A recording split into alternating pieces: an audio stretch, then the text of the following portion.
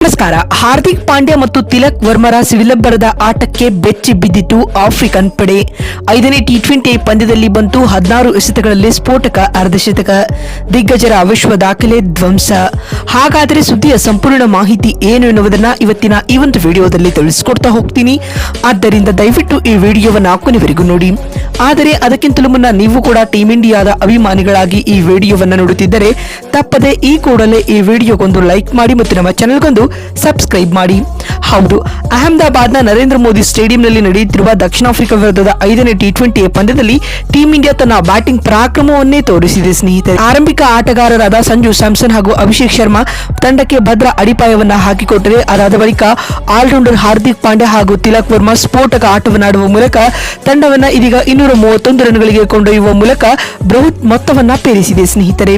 ಅದರಲ್ಲಿಯೂ ಹಾರ್ದಿಕ್ ಪಾಂಡ್ಯ ಕೇವಲ 16 ಎಸೆತಗಳಲ್ಲಿ ಅರ್ಧಶತಕ ಬಾರಿಸುವ ಮೂಲಕ ಟೀಂ ಇಂಡಿಯಾ ತಂಡದ ಪರ ಅತಿ ವೇಗದ ಅರ್ಧಶತಕ ಬಾರಿಸಿದ ಭಾರತದ 2ನೇ ಆಟಗಾರ ಎಂಬ ಹೆಗ್ಗಳಿಕೆಗೂ ಪಾತ್ರರಾಗಿದ್ದಾರೆ ಸ್ನೇಹಿತರೆ. ಇದಲ್ಲದೆ ತಿಲಕ್ ವರ್ಮಾ ಕೂಡ ಸ್ಫೋಟಕ ಅರ್ಧಶತಕ ಸಿಡಿಸುವುದರೊಂದಿಗೆ ತಮ್ಮ ಟಿ20 ವೃತ್ತಿ ಬದುಕಿನ 6ನೇ ಹಾಫ್ ಸೆಂಚುರಿ ಹಾಗೂ ಇದೇ ಸರಣಿಯಲ್ಲಿ 2ನೇ ಹಾಫ್ ಸೆಂಚುರಿ ಸಿಡಿಸಿದ ವಿಶೇಷ ಸಾಧನೆಯನ್ನ ಮಾಡಿದರು. ಇನ್ನು ಇದಕ್ಕೂ ಮುನ್ನ ಈ ಒಂದು ಪಂದ್ಯದಲ್ಲಿ ಟಾಸ್ ಗೆದ್ದಂತ ಆಫ್ರಿಕಾ ನಾಯಕ ಆಡನ್ ಮಾರ್ಕ್ರಮ್ ಮೊದಲು ಬೌಲಿಂಗ್ ಆಯ್ದುಕೊಂಡರು. ಅದರಂತೆ ಇನ್ನಿಂಗ್ಸ್ ಆರಂಭಿಸಿದ ಭಾರತ ಪ್ಲೇಯಿಂಗ್ 11 ನಲ್ಲಿ 3 ಬದಲಾವಣೆಗಳನ್ನು ಮಾಡಿಕೊಂಡು ಕಣಕ್ಕಿಳಿದಿತ್ತು. ಅದರಂತೆ ಓಪನರ್ಸ್ಗಳಾಗಿ ಸಂಜು ಸ್ಯಾಮ್ಸನ್ ಹಾಗೂ ಅಭಿಷೇಕ್ ಶರ್ಮಾ ಕಣಕ್ಕಿಳಿದಿದ್ದರು. ಈ ಆರಂಭಿಕ ಜೋಡಿಯು ತಂಡಕ್ಕೆ ಭದ್ರ ಅಡಿಪಾಯವನ್ನ ಹಾಕಿಕೊಟ್ಟರು. ಮೊದಲ ಓವರ್ನಿಂದಲೇ ಬೌಂಡರಿ ಹಾಗೂ ಸಿಕ್ಸರ್ಗಳ ಸುರಿಮಳೆಗೈಯಿತು.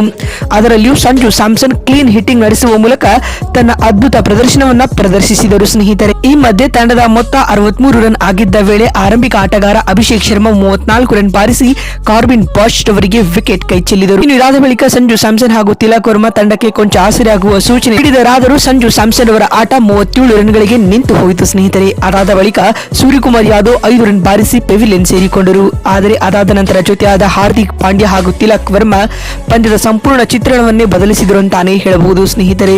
ಅದರಲ್ಲಿಯೂ 14ನೇ ಓವರ್ನಲ್ಲಿ ಹಾರ್ದಿಕ್ ಪಾಂಡ್ಯರವರು ಲಿಂಡೇರ್ ಅವರಿಗೆ ಒಂದೇ ಓವರ್ನಲ್ಲಿ ಬರೋಬ್ಬರಿ 27 ರನ್ ಬಾರಿಸುವ ಮೂಲಕ ಸಂಪೂರ್ಣ ಮೊಮೆಂಟಮ್ ಅನ್ನ ಟೀಂ ಇಂಡಿಯಾ ಕಡೆ ಕೊಂಡೊಯ್ದರು. ಅಂತಿಮವಾಗಿ ಹಾರ್ದಿಕ್ ಪಾಂಡ್ಯ ಕೇವಲ 16 ಎಸೆತಗಳಲ್ಲಿ ಸ್ಫೋಟಕ ಹಾಫ್ ಸೆಂಚುರಿ ಸಿಡಿಸಿ ಮಿಂಚಿದರು.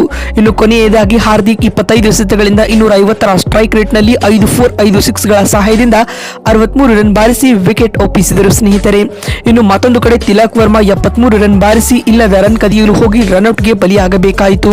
ಕೊನೆಯಲ್ಲಿ ಶಿವಮ್ ದುಬೆ ಅಜೇಯ 10 ರನ್ ಬಾರಿಸಿದರು. ಈ ಮುಖೇನವಾಗಿ ಟೀಂ ಇಂಡಿಯಾ ನಿಗದಿತ 20 ಓವರ್ಗಳಲ್ಲಿ 5 ವಿಕೆಟ್ ಕಳೆದುಕೊಂಡು 231 ರನ್ ಕಲೆ ಹಾಕಿತು ಸ್ನೇಹಿತರೆ. ಇನ್ನು ಅತ್ತ ಆಫ್ರಿಕಾ ತಂಡದ ಪರ ಬೌಲಿಂಗ್ ನಲ್ಲಿ ಕಾರ್ಬಿನ್ ಬಾಷ್ 2 ವಿಕೆಟ್ ಉರುಳಿಸಿದರು.